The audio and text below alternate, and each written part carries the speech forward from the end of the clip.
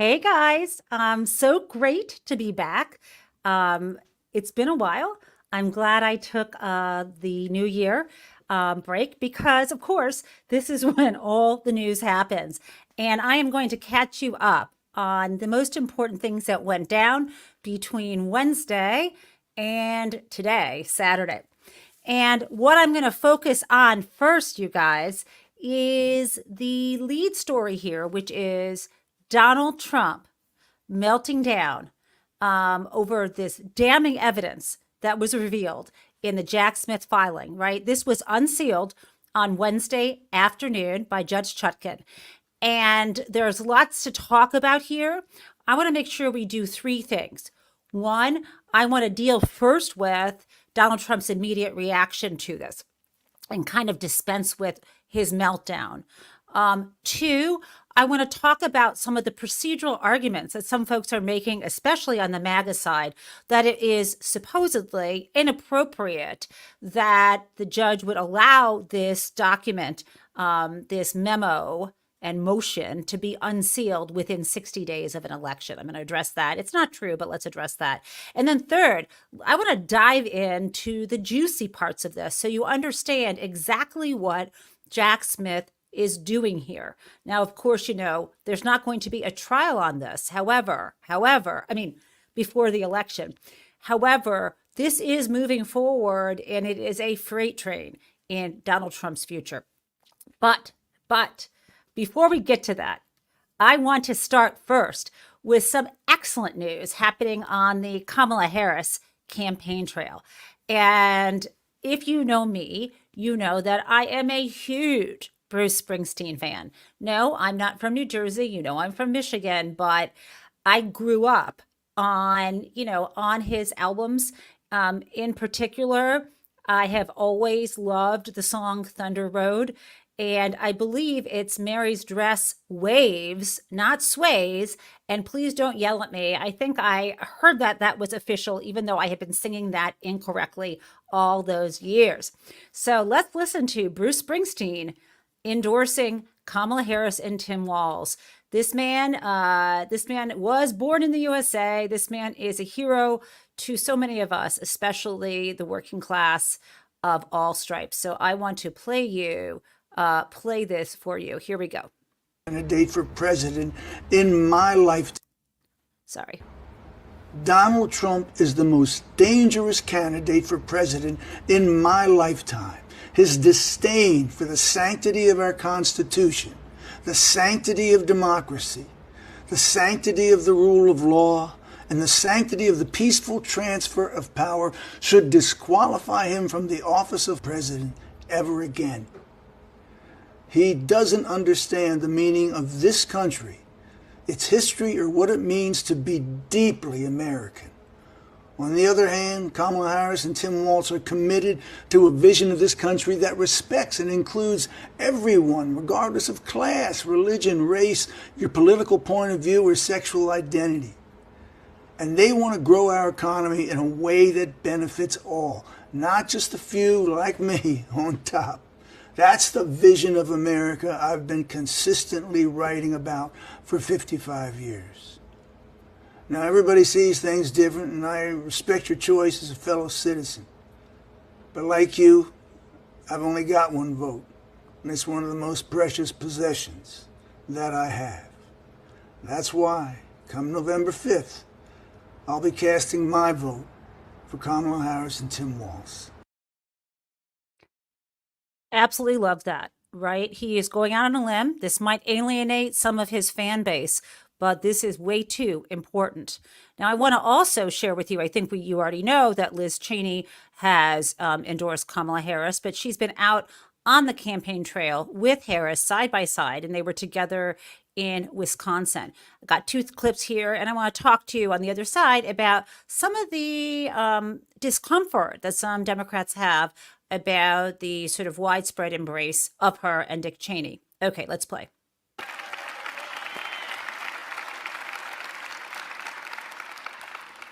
In other words, I was a Republican even before Donald Trump started spray tanning.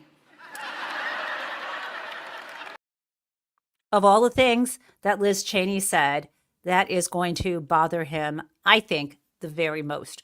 But there is more from her, and I want to share that with you. Here we go. 1 second. I'm sorry. I have to. Okay, I think I got it. Oops, sorry. This is one of these things. I'm going to have to kick Bruce Springsteen out of the studio. Sorry, Bruce. And let in. I'm going to have to let now. I can do it. And I can let in Liz Cheney. Here we go. Striking to you to see a Republican and a Democrat campaigning this year together? It is definitely different. Oops. I want to explain the context for you before I do this. So the context here is someone who was at the event where Liz Cheney and Kamala Harris were together. And I think this interview with Yamiche Alcindor shows you the impact of this on whether it is Republican voters or undecideds. Let's go. Is it striking to you to see a Republican and a Democrat campaigning this year together? It is definitely different. It's something new to see, which seeing both parties together is where we need to be in the United States. Why do you think of that? I think we need to get along. We need to get together and go forward, not be divided so much. That's huge for a lot of reasons. Now, I'm going to address this man first, and then I want to talk to you about the Liz Cheney question. I'm someone who would be the first to say, don't go along to get along, right? We can't give up our fundamental freedoms. I have said here that I'm not a one-issue voter. However, reproductive freedom is non-negotiable. It's a deal breaker, right? And so I'm willing to fight for that. And I was furious when people like Susan Collins just said, "Well, I believe, I believe." These candidates, I trust them when they were up before the Senate confirmation process, the Senate Judiciary Committee. I believe Brett Kavanaugh. He tells me that he thinks Roe versus Wade is settled precedent. Okay. I was, out there saying, guys, that's not true. And here's the facts. And I will always be that way. That's very different from what this guy is saying. The kind of division that we are facing is the knee-jerk kind of, far right, the MAGA folks who are saying things, I drink liberal tears, and the really immature way that this has. And I would say, I don't usually make comparisons because these aren't equivalents, but some folks on the super far left who are almost over to the right who believe in, we first have to have a violent revolution in America again before we have rebuild. I don't buy any of that. I think we can make progress when we come together through the democratic process because, as you know, the vast majority of Americans are pro-choice, right? So if we actually allowed people's voices to be heard, whether that is in referenda in the states over things like minimum wage or things like abortion rights, we see what the people really want. And I do believe that seeing a very far right conservative like Liz Cheney on the same stage with Kamala Harris, because they support the notion that our Constitution matters, that we need nonviolent transfers of power, and that if you don't win an election, then you go back and you try again through the democratic process. And yes, I get that the Electoral College results in the fact that Democrats who have continued to win the popular vote don't end up winning the presidential election. Would I like direct voting for presidential candidates and getting rid of the Electoral College? Well, yes, I would. And so what we need to do, though, to do that is to come together and have those discussions because the division, the way we're divided now, is terribly dangerous. Okay, now let's talk a little bit about Liz Cheney. I've seen some friends of mine saying that they're disgusted with the way, in the language they use, Democrats are embracing someone like embracing folks like Dick Cheney. And they sort of say also Liz Cheney because of her lies that she said about, lying that Democrats support abortions after birth, right? That's not even a thing. And I can have, honest conversations with people and say to you, yeah, I don't like that she's doing that or that she has that view, but will I take her support in getting Kamala Harris elected? Of course I will. Now, another friend of mine had said something, I think on a tweet, that look at Dick Cheney's record with the Iraq War. We could go on and on and on. Why are Democrats embracing him now and condemning candidates like Rashida Tlaib, who is in the Congress in Michigan and has been a very strong opponent of any support to Israel. And I'm talking about separate and apart from even before what was going on right now. At any rate, and the answer really to that question is I don't think it's about policy. I think candidates like her who are not saying that they're going to vote for Kamala Harris and Tim Walz is what we're talking about now. Right now, in the next 30 days, our nation is about to be on fire, right? And we're saying it's going to actually ignite. We are not going to have a democracy if Donald Trump gets elected. And a lot of people like me who have criticized him will not be safe. It's just a fact. And I will always, always embrace the person who says they're going to carry a bucket of water or they're going to drive a fire truck to prevent this ignition. And I will always look askance and feel betrayed by those who are going to say, I'm sorry, I'm going to let this whole place burn down because you don't agree with me on a particular issue. And that is where I stand right now in the next 30 days. Now, I got another positive thing, which is this. Magic Johnson, as you know, hometown hero here in Detroit, also endorsed Kamala Harris yesterday. And I've got that too. It's a really nice little clip. And you can just see,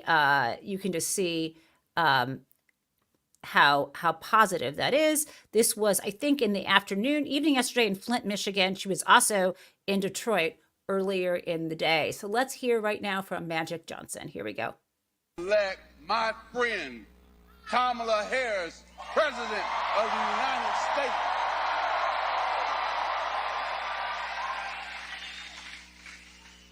I'm here because I've known Kamala for over 20 years. Cookie and I supported her run for Attorney General back in the state of California. Her This is run so for good. Senator. And now we support her as the VP. But now the biggest moment for all of us.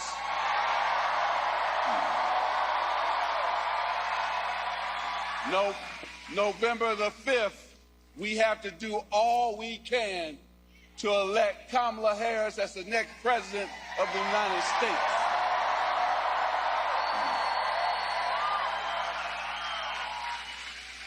She wants to build up the middle class, and I know something about the middle class because I come from a middle class family. My father worked 30 years for Fisher Body.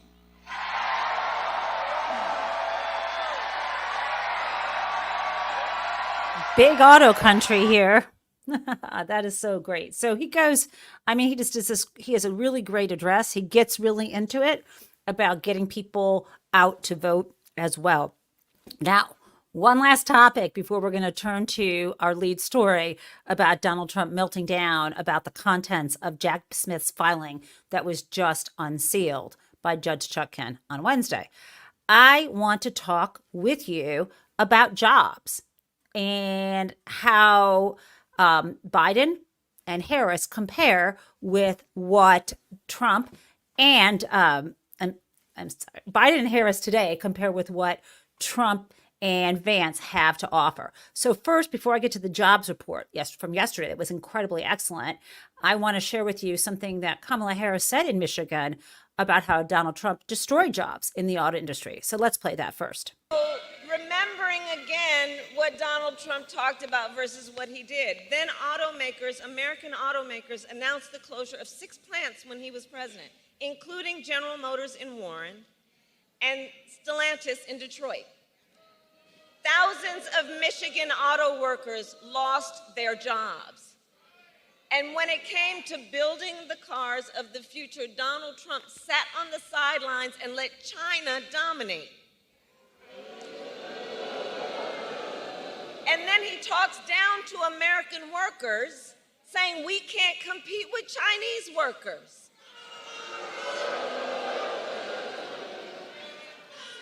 And make no mistake, Donald Trump is no friend of labor. He encouraged automakers to move their plants out of Michigan so they could pay their workers less. Right. And when the UAW went on strike to demand higher wages that they deserved, Donald Trump went to a non-union shop. Don't forget. That's right. You remember this. And he attacked the UAW. And he said striking and collective bargaining don't make, quote, a damn bit of difference. Remember how he's talked about striking workers, that you should fire them. Mm-hmm. That's how he talks about union labor. That's how he talks about workers. But Flint, we know strong unions mean higher wages, better health care, and greater dignity. So very strong. That was up in the rally last night in Flint. It was huge. It was huge. It was crowded.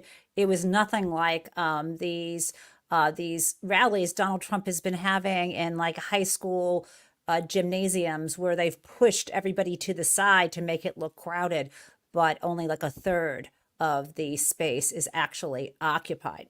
Okay, so continuing here again, before we get to Donald Trump's meltdown and the contents of the new filing by Jack Smith, we're talking about the economy. So Harris addressed what Donald Trump had done to hurt auto workers and his plans for unions. We also yesterday had looking at what's going on in the Biden administration and the incredible jobs report. So first I'm going to start, I've got 4 different things to show you. It's kind of like, I think it's that Wallace Stevens poem, 13 Ways of Looking at a Blackbird. Well, in this case, this is 4 different ways or more of looking at the jobs report. So first I'm going to play for you the thrilling, the commentators on CNN being absolutely thrilled about it. Then we'll check out a few others, their damp enthusiasm. Let's go. Breaking just moments ago, the numbers are in. The September jobs report is, well, really freaking good. Yeah. CNN's Julia Chatterley is with me now. Wow. Yeah, you took the words right out of my mouth. So the expectations were around 140 to 150,000 jobs added net last month. Take a look at that blowout, wow. 254,000 jobs added net. Also, the unemployment rate, we were expecting that to come in around 4.2%. That actually went down in the month to 4.1%. In terms of what's adding this, the food sector, we're perhaps going out and drinking more ahead of the presidential election. Who knows? That was certainly a contributor. Construction also added. Healthcare was a big gainer as well. Government jobs adding.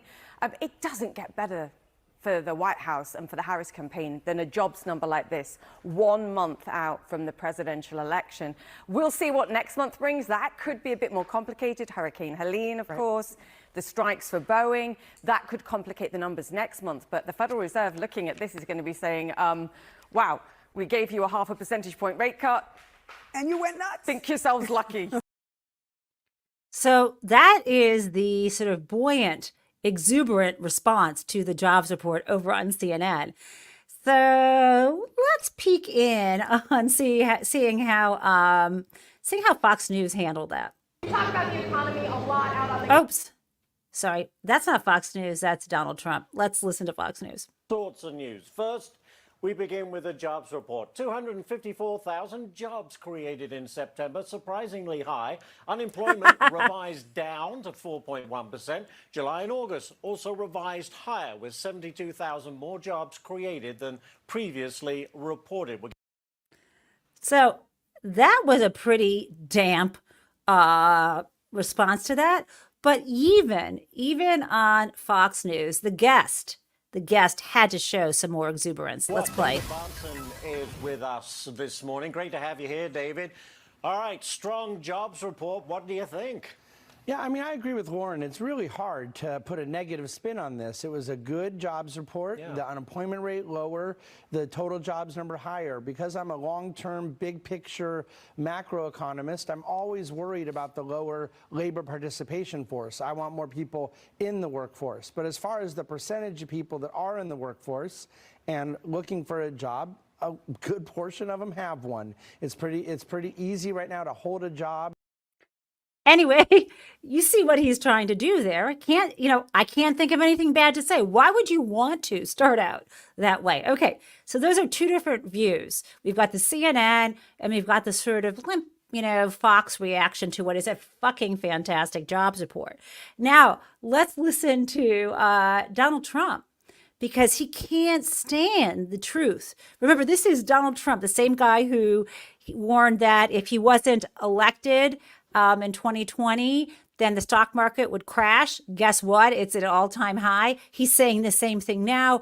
I think a stop clock may be right once a day, but he's denying what's right in front of him. Now listen to Donald's response when he was asked at his most recent, today he's about to be back in Pennsylvania at the site where he had been shot at, and his ear had been clipped by shrapnel. But this was over the weekend. Let's play this. You talk about the economy a lot out on the campaign trail. It's a very important issue to you and your voters as well. Jobs are up. The stock market hit that all-time high. Do you acknowledge that the economy is improving? No, it's not. It's like he's even worse than the folks on Fox News looking for something bad to say, and they can't find it. Okay, so now the last view. Yesterday, Joe Biden actually showed up for the White House press corps. He was in the briefing room, and he did great. And they asked him about those naysayers, and here's what he had to say. Two questions. The first, Florida Senator Marco Rubio described today's jobs report as having fake numbers. What do you make of that, and how... Okay, just in case you didn't know or hear that, Marco Rubio, who Donald Trump used to call Little Marco, is claiming that the numbers put out by the Biden administration are fake. He has a lot of nerve to say that. And so here is what Biden says in response. Worried are you that many Americans are hearing that the jobs numbers aren't real? Look, I'm going to be very careful here. If you notice, anything the MAGA Republicans don't like, they call fake. Anything. The job numbers are what the job numbers are. They're real. And he almost went on from there. But yeah, if Donald Trump doesn't like something, he says it's fake, right? It's rigged if he doesn't like something. Okay, so here we go. Now, I'm going to tease this one more time. Yes, we're going to talk about the filing that was unsealed by Judge Chutkan that Jack Smith put out in order to respond to that Supreme Court decision that gave partial immunity in criminal cases for former sitting presidents. We'll get to that. But there is one more thing I want to talk to you about. The other lies, first they're lying about how great the economy is doing. But one other thing I think you have seen is lies that are being told about the FEMA money. And this is extremely dangerous, that there are folks out there trying to claim that all kinds of lies about what supposedly Joe Biden and Kamala Harris are doing with FEMA money. So I just want to play. I want to play that for you. And I thought that I had. Okay, let me just grab that one right now. Here we go.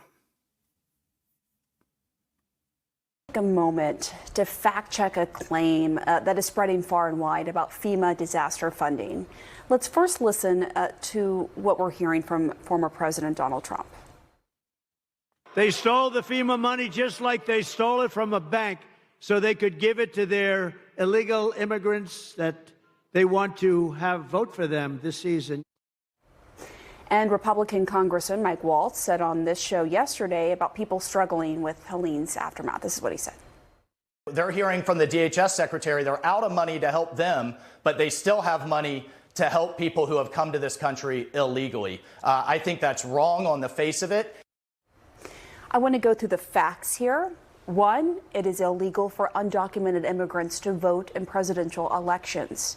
Two, Congress appropriates funds with intent for specific purposes. The money allocated to DHS for helping states to house migrants is separate, completely separate from the money for disasters. No money is being stolen from disaster relief. Three, FEMA says it has enough money for disaster relief for Helene, posting this fact check to its website. In fact, before the show, just to make sure I had all the facts right, did some digging. I spoke to a DHS official. That official says as of this morning, $45 million from FEMA that has already been used for Helene disaster relief. The concern is if people hear that money is going elsewhere, they may not even apply for relief. The official says people should know there is money available now to help. Okay, so that is one fact check. And I've got one more for you because there's, often you hear people, it's almost a cliche now, say that anything Donald Trump accuses someone else of is something he did, that any accusation is a confession. And so let's take a look at this. Marco Rubio didn't like something, so he said that it was fake. And the reality is, and I mentioned this yesterday on the 5, that every accusation is a confession from the Republicans. The only president who actually did take funds that were supposed to go to disaster relief and move them to dealing with the border, that was Donald Trump. He took $155 million out of the FEMA budget to do that. That should have gone to hurricane relief. A couple of things. Okay, and that was Jessica Tarlow from Fox News. So you got a double fact check there. Okay, now it is time to talk about the blockbuster filing by Jack Smith. And as you know, it came out it was officially put up on the website a little after 4 p.m. on Wednesday, but actually even before the notice was filed on the court website, somehow folks had access to the direct link to it. And I remember this because I had like 5 minutes before class started to read this, and that was not going to be enough. And so let me tell you a little bit about what this is officially.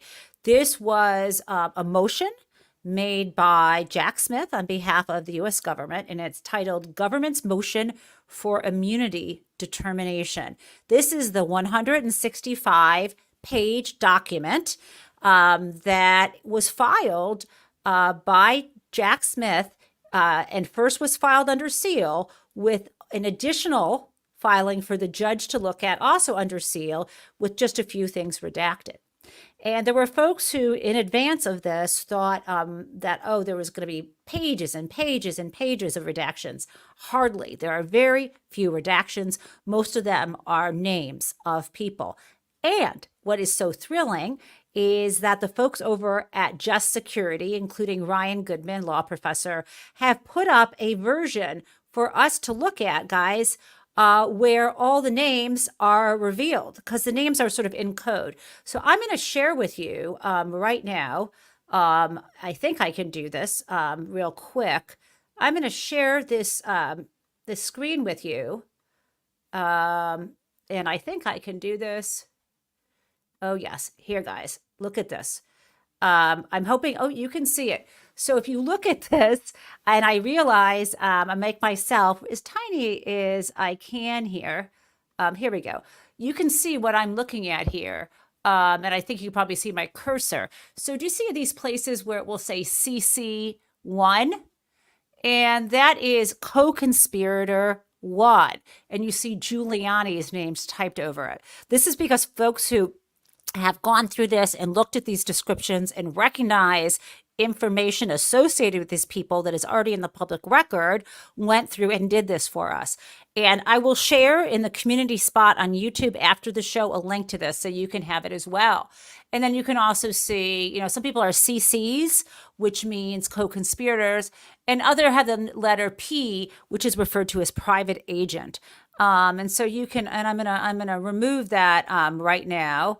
I'm afraid to do that.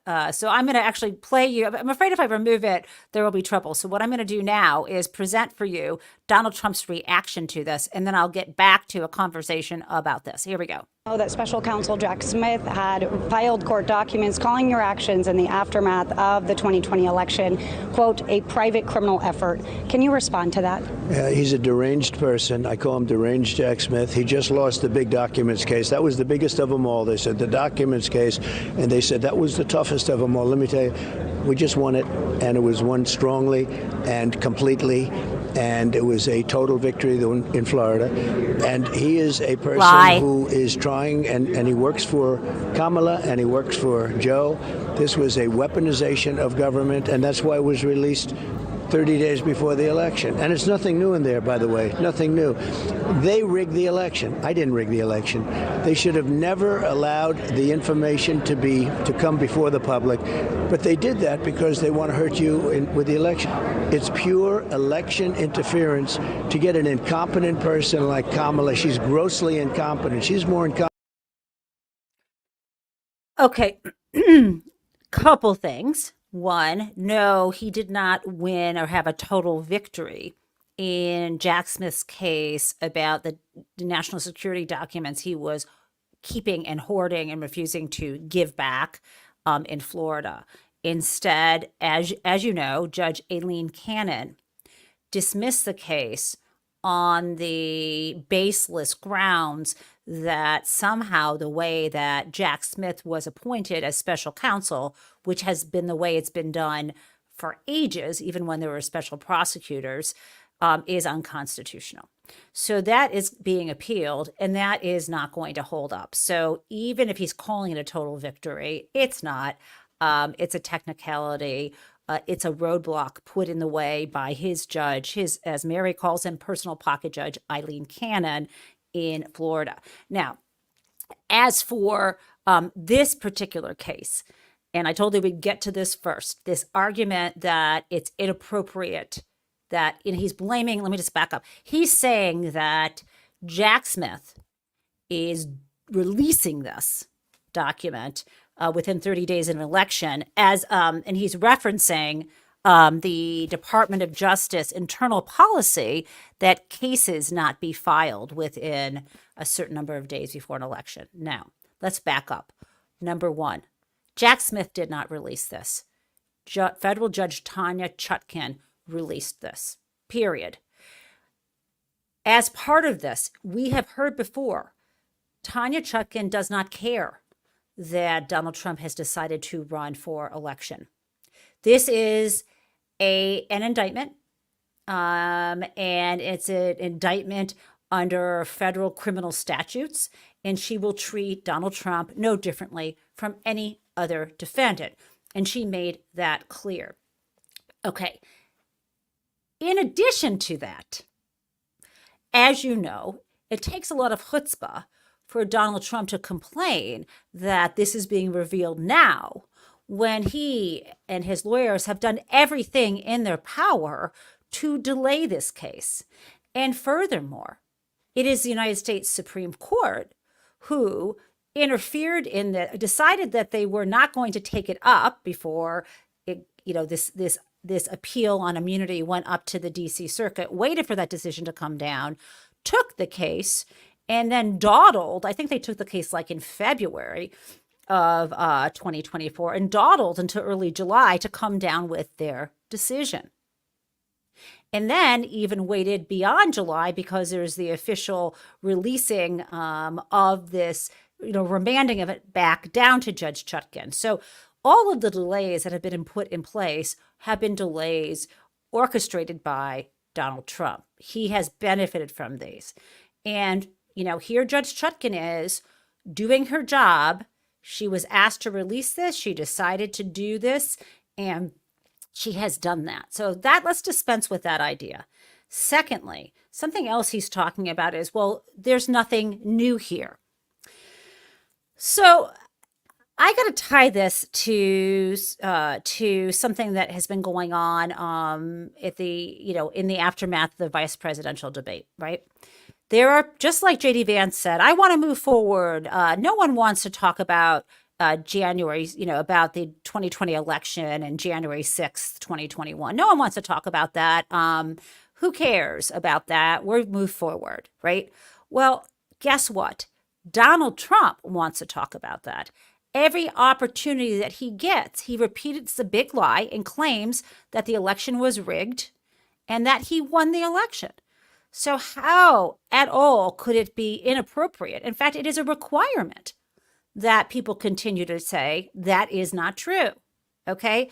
And similarly, Donald Trump says there's nothing new in this filing. Well, yes, there are new revelations in this filing. I understand that he didn't read them. But what is especially new in this filing is the way in which Jack Smith has written this 165-page motion very systematically, laying out the facts, including new bits of evidence about individuals and conversations and activities, including related to the defendant, Donald Trump. Secondly, this motion lays out the legal standards that the Supreme Court articulated in the July 1st decision and applies the July decision on immunity, and applies those standards to the facts they're presenting, making the argument that all of the actions they're describing, nearly all of the actions they're describing are non-official acts, steps that he and these other people and conversations that they had as for Donald Trump as a private citizen running for office, losing an election and trying to hold on anyway, right? So that is the private citizen actions, which are not immune. And that for those categories of activities, specifically things that the Supreme Court called out, like conversations he might have with his vice president, they've said even if a conversation with a vice president would presumptively be, that's how it works, presumptively be considered part of an official act, right? Because the per se official acts are things like acting as commander-in-chief, your Article 2 responsibilities. But things like that aren't specified in the Constitution, a conversation with your VP, for example, or with a member of the Justice Department. Those kinds of conversations, or let me just do the VP because that's the one that is at place here. A conversation he would have had with Mike Pence could be, presumed to be protected within this official act space. But the way the Supreme Court set up this law or their legal standard is it's what's called a rebuttable presumption. And that if the judge, because they're addressing this motion to Judge Chutkan, if she considers these conversations that Donald Trump had with Mike Pence or other conversations members of the campaign had with him to be within, official actions, they argue that they can rebut that presumption given the standard the court gives, which it would not interfere with or undermine the executive authority of a president. So that's how this whole thing is laid out. The last part of this 165-page memo, the very end of it, motion, the very end of this is the section where Jack Smith says what he wants Judge Chutkan to do. And I'm going to share that with you if I can do this correctly now, which I think I can. I'm going to, again, try to do a screen share with you. And there we go. I'm going to share this screen with you. I think you can see it. And I'm going to disappear. And this is the page toward the very end. You can see it's page 164, and this provides the conclusion. I'm sure this is pretty small for you, but as I did promise, I will give you a link to this. And again, this is the actual 165-page motion Jack Smith filed that has some redactions that was released and unsealed on Wednesday, a little before 4 p.m. And again, this is the one that comes from, I'm giving you a link to the Just Security website so you can see the names of people. So here's the conclusion. and what they are saying that they have accomplished. They say, based on a fact-bound analysis, and that's in quotes because that comes from the Supreme Court, based on a fact-bound analysis, for the reasons explained above, the court should determine that the conduct described in the factual proffer, which is the facts they're laying out, of Section 1 of this motion is not subject to presidential immunity. Okay, so the first part of what we wrote here, the bulk of this 165-page document laying out the facts from before the 2020 election all the way through the insurrection, they're saying none of that is subject to presidential immunity. Then they say, as part of this determination, the court, meaning Judge Chutkan, you, Judge, should specify 4 determinations and do so in a single order. So they're asking her to issue an order that does the following. The determinations should be 1, that the government, meaning Jack Smith, has rebutted the presumption of immunity attached to the defendant's official communications with the vice president. 2, that the remaining conduct described in Section 1, so again, those are the facts, that is, conduct other than the official communication with the VP was not official. And in the alternative, that the government has rebutted any presumptive immunity for any of the remaining conduct that the court finds to be official. And then finally, the government requests alternative rulings regarding rebuttal for all conduct the court finds to be unofficial to buttress the court's record, ensure thorough and efficient appellate review, and minimize the risk of successive rounds of interlocutory appeal, which means going up to the U.S. Supreme Court and down again over and over again. Now, here's the end.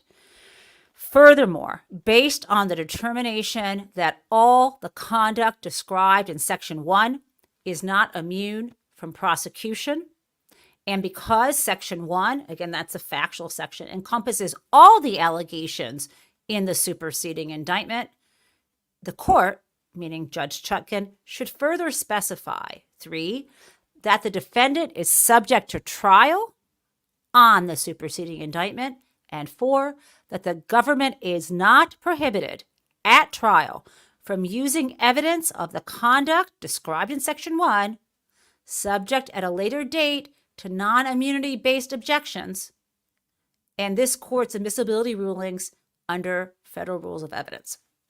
Okay, so what does that mean? That means that this entire memo has been set up so that Judge Chutkan can make a ruling that Donald Trump will object to, that will then go up to the D.C. Circuit and will eventually go up to the U.S. Supreme Court, and we will finally know that Donald Trump can be tried on this indictment, and specifically, if anything is kicked out.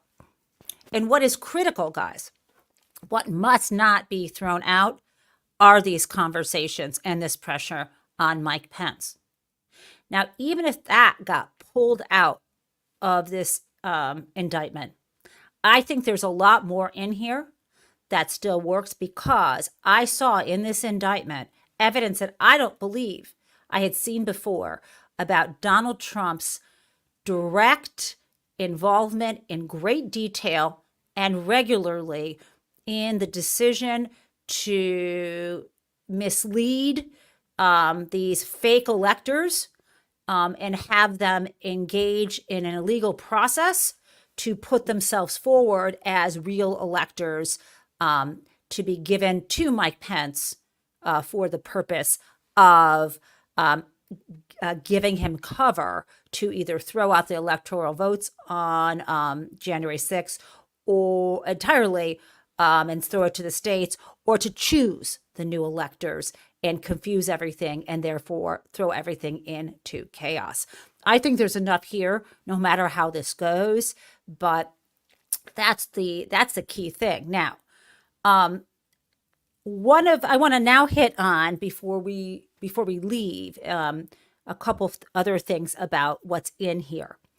And I actually am going to open it to questions from you, like the Ask me anything part of this. But a couple of the sort of bombshell things that came in here were things that were said by people in Donald Trump's camp, or things that Donald Trump himself said. And as our thumbnail shows, it is the thing that I focused on was the so what.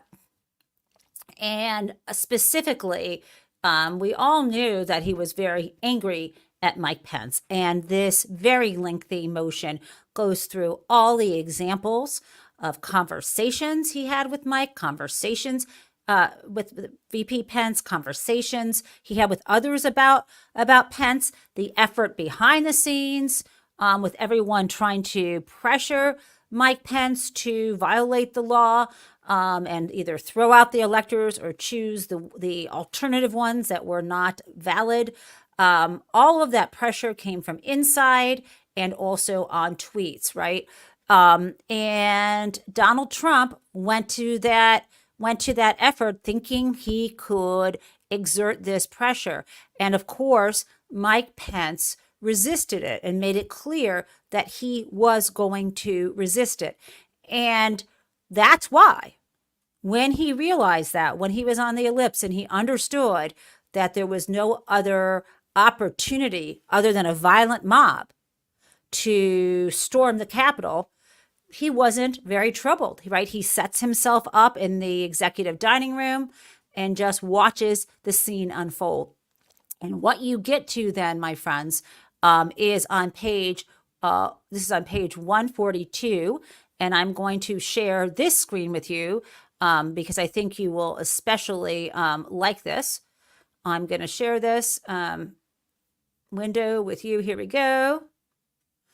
Okay, you see this. Okay, so we get to someone named Luna, who is communicating to Donald Trump while he is watching this unfold from his television.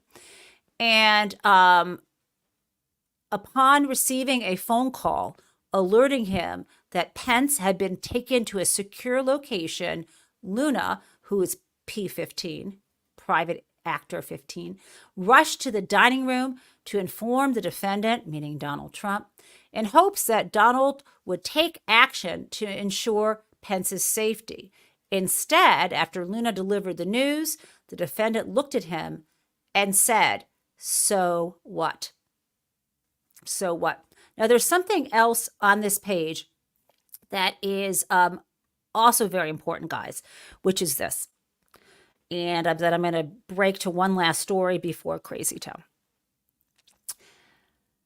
It is essential that Jack Smith make clear, and that Judge Chutkan agrees, that the activities that Donald Trump was engaging in up to and including January 6th were done in his private capacity. And that is why it's no coincidence that all of the attorneys he was relying on, except one, were outside private attorneys who work for them. And with regard to the one person who had a job in the White House, and we've seen him before, Hirschhorn, he's the guy who, if you watch the hearings, had that big baseball bat behind him.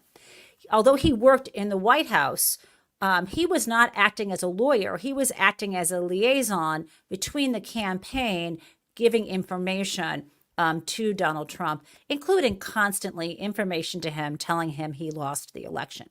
So that is really important. Now, what's also important about this is Donald Trump, you know, he often defends himself by saying things like, I was doing this because I want to uphold the law of the United States, and if there's trouble in the election, I need to look into that. Well, guess what? As president, he has no role in the process of counting or designating electors. That's not part of his official duties, number one. And number two, to the extent that he tries to, you would think Donald Trump will try to argue, well, I didn't want any of this to happen. And he tries to present evidence of all the things he did, like, eventually he told them to leave peacefully, etc. Well, guess what? That cannot come in. Thanks to the U.S. Supreme Court, be careful what you wish for. Donald Trump, neither the prosecution nor Donald Trump will be able to bring into evidence anything that Donald did in his official capacity. So in other words, he will not be able to bring in any of those statements he made, like about in his capacity as president, he might think makes him look good. Okay, now let me pivot to one last thing. Tina Peters, right? Tina Peters is the election official from Colorado who was just sentenced to many years in prison. And she'll probably get out maybe after serving half her sentence. But because she was sentenced in a state court, there is no opportunity for Donald Trump to pardon her or commute her sentence if he is in office. And I do hope that the message it sends publicly is that people, can't just violate the law on a whim, or in this case, by believing something unbelievable, the big lie. So I'm going to play this brilliant judge sentencing her and being very clear about why he gave such a harsh sentence. Again, this is Tina Peters. I will play this now. At this point is poor because of what you've done here and after. Your lies are well documented, and these convictions are serious. I'm convinced you would do it all over again if you could. You're as defiant as a defendant as this court has ever seen. There are many things in my mind that are crystal clear about this case. You are no hero, you abused your position, and you're a charlatan who used and is still using your prior position in office to peddle a snake oil that's been proven to be junk time and time again. This is nonsense. Our system of government can't function when people in government think that somehow, some way, the power they've been given is absolute in all respects. And that's where you fell. You have no respect for the checks and balances of government. You have no respect for this court. You have no respect for law enforcement. At the end of the day, you cared about the jets, the podcasts, and the people fawning over you. You abdicated your position as a servant to the Constitution, and you chose you over all else. Yes, you are a charlatan, and you cannot help but lie, as easy it is for you to breathe. There it is. 9 years. Maybe she'll serve 4. But all the arrogance and all the self-centered ways in which she says her life is ruined, something maybe she should have thought about earlier. Okay, guys, it is now time for Crazy Town. And Crazy Town today harkens back to the creative folks over on TikTok who are trying to use humor in a situation like Springfield, Ohio, to help people and help the immigrants there and make folks who are hateful realize the error of their ways. So I'm gonna play that for you right now. Wait, actually, I cannot forget my favorite thing, which is our Crazy Town music. So let's do that first.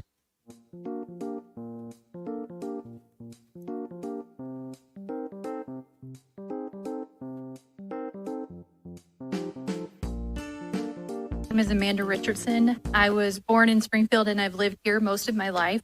And I just wanted to say that I'm so angry about the changes in Springfield in recent years. I can't believe these Haitian immigrants would come here and fill jobs that local Springfield residents would not or could not do. They're working hard, including working overtime, and now they've raised the average city wage for both Springfield and Clark County. They're paying income tax to the city that the city desperately needs for services like police and fire. They're making some of the local losers look bad by their example. It's unbelievable. The Haitian immigrants are working overtime to save up money to buy up all the dilapidated, condemned, and boarded up homes in Springfield, then fixing those houses up to make them livable again. This is raising property values across the city and county to the point where the valuation of all real estate in the city surpassed $1 billion last year for the first time ever. This in turn increases the property tax that's paid to Clark County for those homes that are now no longer boarded up nuisances. How awful. I can't believe they're helping to fund our government and beautify our neighborhoods. These Haitian immigrants are now spending money in our community to where new restaurants and retail spaces keep opening up across the city. I love and not her. just businesses run by Haitians. What absolute madness.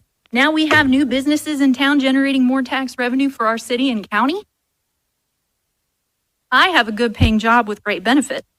I don't need SNAP or TAMP, but because I have main character syndrome and the entire world should revolve around me, I want the exorbitant benefits that some of these Haitian immigrants get, which is $292 for SNAP, aka food stamps, and $363 in cash per month for a single adult. Everyone knows that $655 per month lets you live like a millionaire in Springfield. I don't need it, but I want it before anyone else, because why should we help folks who have legally come to our country, but they have to wait for their work permit so they don't starve? I mean, feeding the hungry in our community? This is lunacy. As the senator from the great state of Ohio, J.D. Vance, said back in 2021, childless cat ladies are ruining America. As a childless cat lady, I take my duty to ruin America very seriously. I do this by simply choosing to live my life differently than J.D. Vance's personal religious beliefs would dictate me to do. Mayor Rue, Commissioners Estrop, Brown, Houston, and Packett, I hope you sit up there and think about what you've done.